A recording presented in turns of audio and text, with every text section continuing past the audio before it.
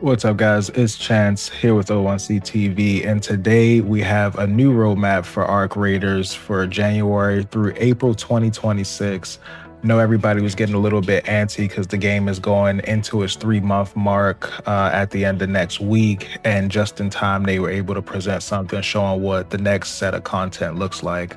So here it reads: when we launched in October, we gave you a rundown of our plans for the rest of 2025. We hope this got you excited about what was coming up and gave you a flavor of how much new content to expect. Since we're aiming to deliver a content update every month going forward, we want to keep you in the loop. As we head into 2026, we're excited to share our roadmap for the next 4 months. This will help show you the types of new content to look forward to as far as new enemies, new maps, conditions, and other changes.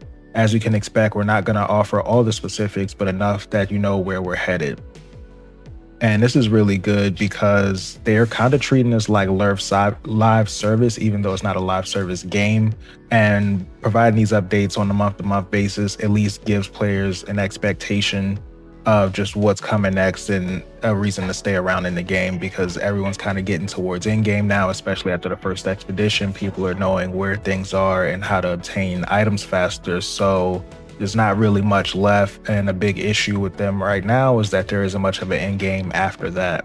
So here we have the map, and they already have something for January called Headwinds, which is crazy because this could release. I mean, we're at, what is it, January 23rd? So this could release as early as this weekend, up to next weekend on the 31st. And they have a new matchmaking option for level 40, a new minor map condition, and a player project. To me, the new matchmaking option could be, and this is purely just speculation, I don't know anything, but it would be good to see them introduce squads into the game, which I think would make it a lot more hectic. I mean, trios on Stella Montis is already hell, and that would definitely give people that fourth person, especially if you got a fourth that it has to rotate out through games, so you normally have to wait to pair up with them.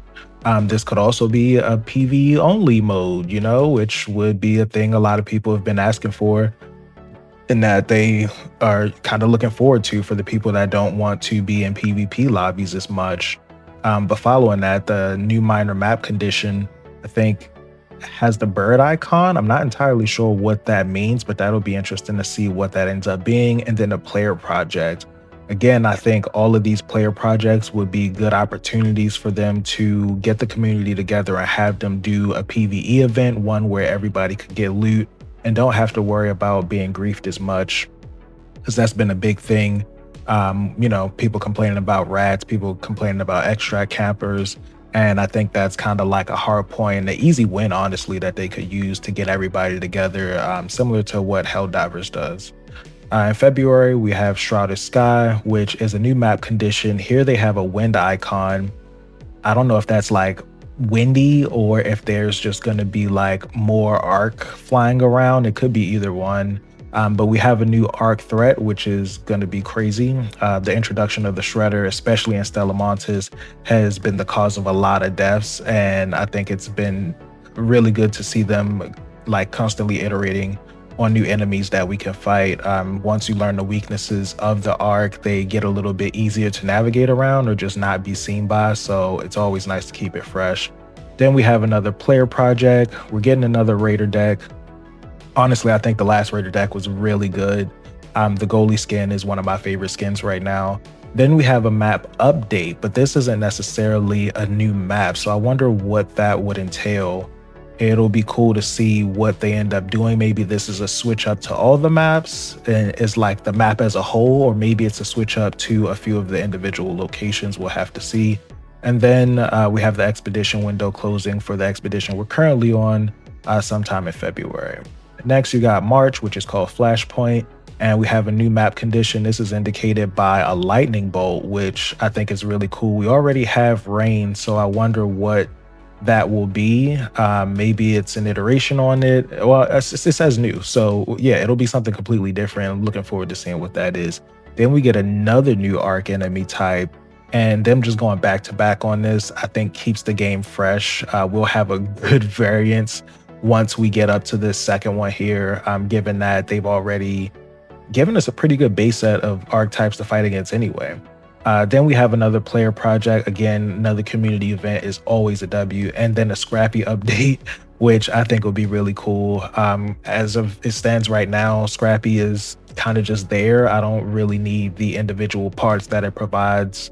You know, once you start learning where things are and how to break down certain things, Scrappy kind of becomes less useful. So it'll be interesting to see what they add there. And then in April, we have Riven Tides, which is going to be a new map. This one has the beach icon with a little umbrella. That's probably going to be on the south side of the map, where the water is located, which is cool because there is a location down there. So looking forward to seeing what that looks like.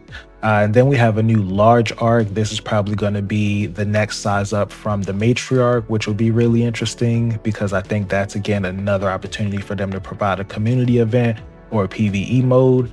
My thinking with the PvE mode, I don't think we need to have a strict PvE mode that is separate from PvP, but I do think, kind of to what they do with the map rotations, is, you know, put a timer where it's just PvE sometimes. And that would be a very good win for the community. I think more people would do that. More people would be incentivized to go fight together. And that's been a big division between the community at the moment. And then we have another new map condition here. This one is like a partly cloudy thing with the lightning. And so we'll see how this is. It looks like it's kind of going to be spring, summer themed here, more based around the heat. So it'll be interesting. I'm pretty sure one of these is probably going to be like a heat wave. That's actually probably what Shrouded Sky is.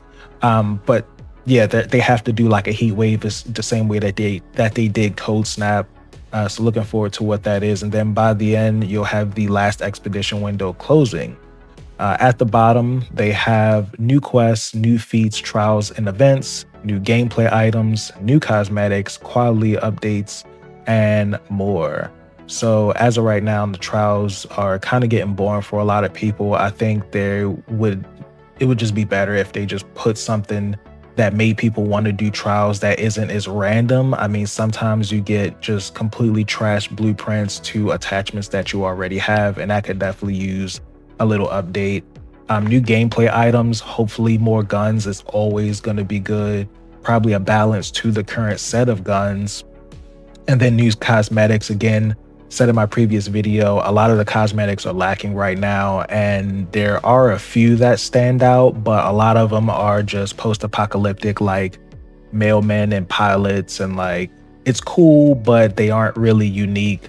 Again, I'm still going to advocate for an all black or an all white skin because I think that would just be fun. Those are always good skins to have, especially for some of the night raids on here. And then at the bottom, we have Escalation. So now that the cold snap is passed, its danger casts a long shadow. Stream weather will continue to test raiders as they scavenge the surface for the resources that keep Speranza running. The increased arc present continues to trouble Shiny as the Rust Belt grows more overwhelmed, but no one holds all the pieces. Scale of the impending escalation remains unknown, so venture topside into an increasingly volatile Rust Belt and make sure you're prepared for what's to come. Keep a lookout, new content is just around the corner.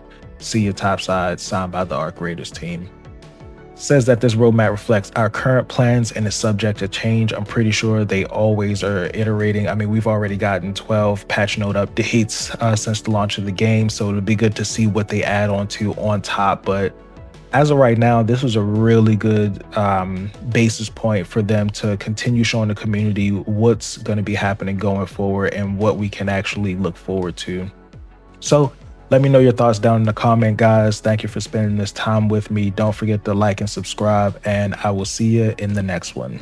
Peace.